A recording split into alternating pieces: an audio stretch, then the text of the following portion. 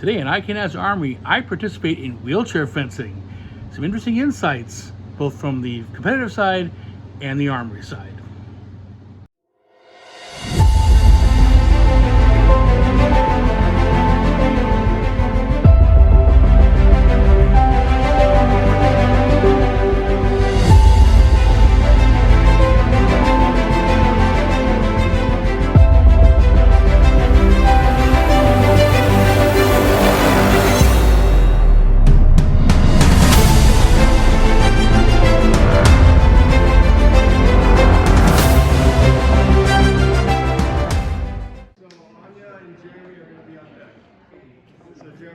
Okay, so here is the chair. It's called I think called a Jen's chair. It's not the same kind of wheelchair you'd see at the Paralympics. It's another version we developed you can use for chair fencing. It's pretty much legal. There's a sanctioned event. There's me sitting down in it. This is an épée event. I have not done épée in over a decade, so I'm actually surprised it as well as I did. 6 out of 13. I had about 5 pair opponents, and it was pretty good. Actually, had a lot of fun. This is at UFA, United Fencing Academy in Canoga Park, not too far from where I live. It's a program that's run by Jeff Russell, who used to be with Fortune Fencing, and it is one of 2 programs in Southern California. Jeff's out of Burbank, and then there's also one out of Bakersfield. So quite a hotbed of para fencing activity in SoCal. What they're doing here is strapping me in. And the last time I ever watched para was probably Rio in 2016, and they didn't have this because I don't remember it. Some people were strapped in, and they had lower mobility issues. But the idea here is that either you're fully ambulatory, like I was, like some chair fencers are, and you might be fencing someone who is totally paralyzed from the waist down, and even that little bit of leg motion you can get to push off gives you an advantage. The idea is you don't have an advantage. It's like the rule on grips. Everything's on a level playing field. The skirt they're putting on me now is unique to chair épée because you don't want the chair to register as target. So it's a lame skirt. It's grounded like like any other strip. So basically, chair épée is épée with saber target. And just clip the grounding cable to me.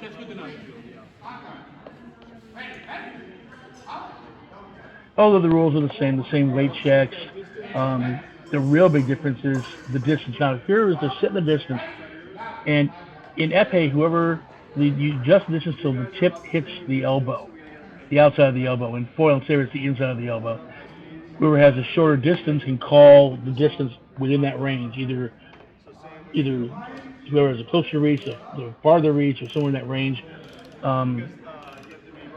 My opponent and I had about the same distance or adjusted distance right here, and the chairs are locked in place. This is actually my very first chair bout. So, set some guards. And when you're this close, I mean, you're right on top of each other. The retreat for a chair athlete is leaning way back, which I do not do because I really don't know how to do it in that chair very well. But it was a hell of a lot of fun. So here we go, my very first chair bout.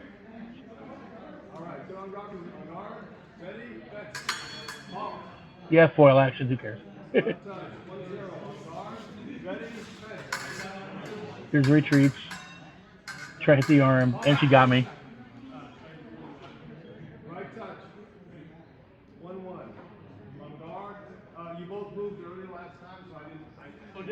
Yeah, what Jeff's saying is we both moved early, and it's actually a yellow card.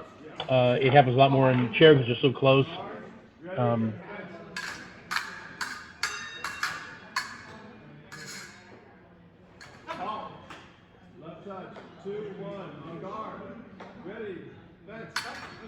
Oh, and I went early. I called a yellow card to myself. My bad.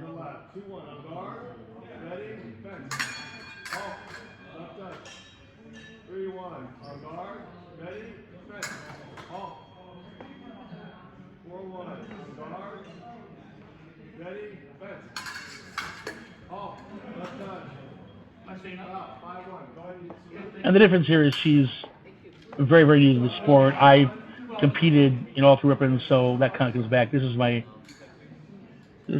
the other chair opponent, this eventual winner of the event, who just whomped me. Um, he was a boxer, and he simply overpowered me. I couldn't really get through him because I couldn't retreat and run away. But I didn't get bageled either, so I'm quite happy that way. See the quick release from him. He's actually very, very good.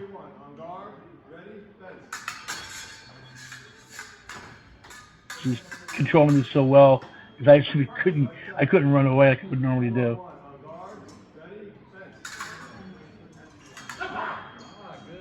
Funny thing is, I got more arm hits in this tournament than I've ever gotten in the last 10 years, or when I was fencing. It's hilarious.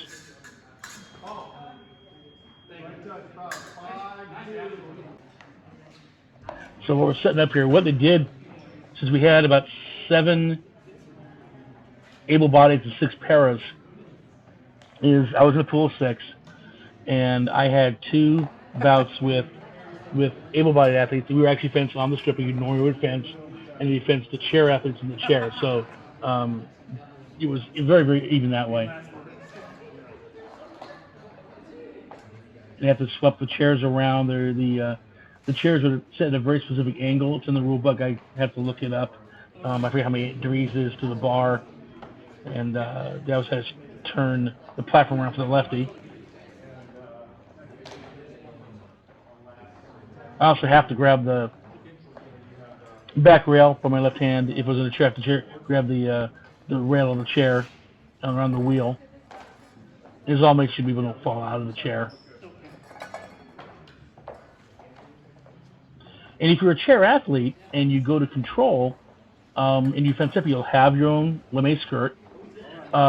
Typically, when I work an event where it has a chair component, there will be one armor at the far end of the table, so he has a full table to himself. So he has room to put the lame out and check it, because you can't do that at like my station. It's too small. You have to have a full table to really check it out properly. But it's checking any other saber lame or foil lame.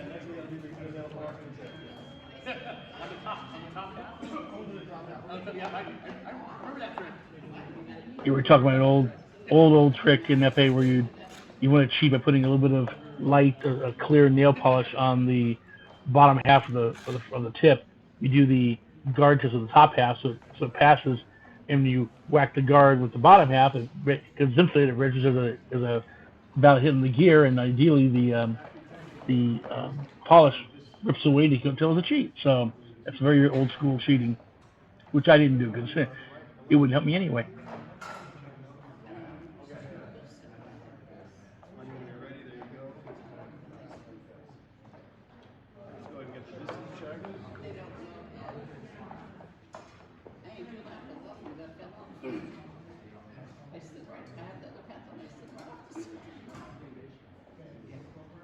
So it actually was a officially sanctioned event. The winner, who was a gentleman I fenced in the previous bout, got an E25. And because Mr. Russell has access to this equipment, we may be discussing putting a chair component or allowing, maybe accommodate a chair athlete in our Scholastic League. We'll probably talk about that during our next coaches meeting after the season ends. Very hope that happens because it's nice and inclusive. And it does give a different perspective. When you're that close, you can't run away. You're right on top of each other. And it's a whole different type of fence when you're that close. From an armorer standpoint, one reason I did it was that I felt, as an armorer, I needed to get a shred of an inkling of what a chair athlete goes through and what their needs are, because they call for the parapod. So I know about adjusting the strip, how to hook them up. You might see the people hooking me in, hooking the defenders in. It's like an SR-71 crew. They're told to get in the plane, they sit down, put their arms on the sides, let the enlisted guys hook them up, because otherwise they'll miss stuff and they're trying to help them get in the way. So I sat back and let the guys hook me in. So again, I know I have an idea what the chair athletes to go through and what their needs are. Not as much as I'd like, but this is the start.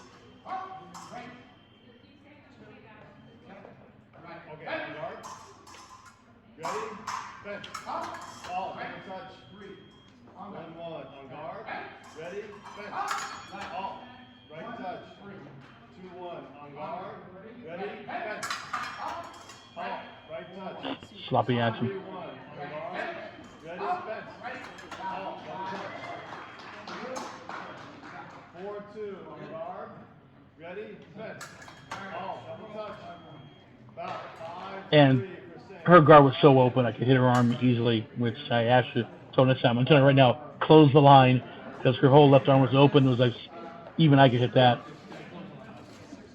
In only coach mode. This is my DE, about my second DE, the guy who in second place. And like the other guy, the guy who in first, who was a defensive wall, in some ways he's a little stronger physically, pushing me around. As you can see, he's pushed right through me.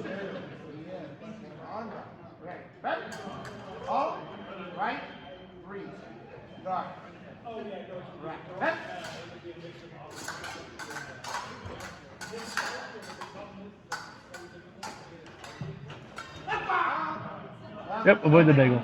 I also had an issue in this bout where my weapon had been using ceased to work and didn't have time to fix it. I had to grab a different one, and the grip was kind of slippery, which made my fencing worse than it already was. I was never going to win this fight, but, you know, I don't want to be fighting the grip as well as my opponent.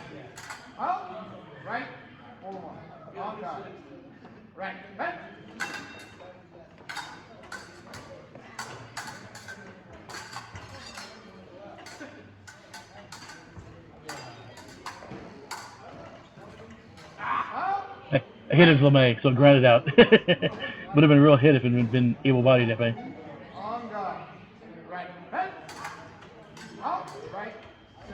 So I'm trying to keep him dropping the weapon here. Remember, I'm not that pissed. This was always my worst weapon, and you see why.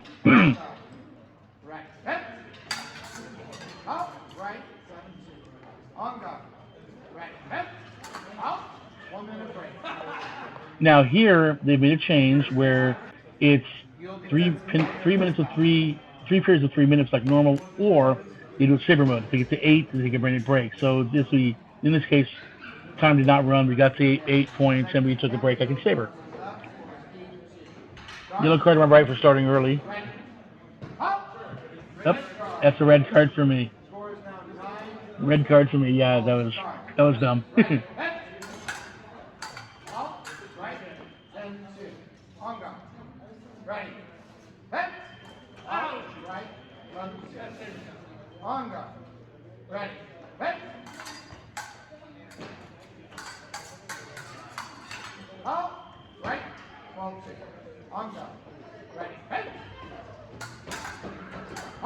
He had really good defense.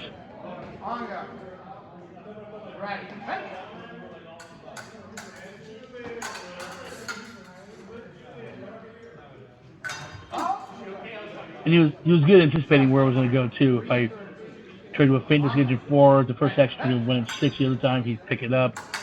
So it was a good fight, but I was never going to win this one. Almost done. My hand's starting to cramp.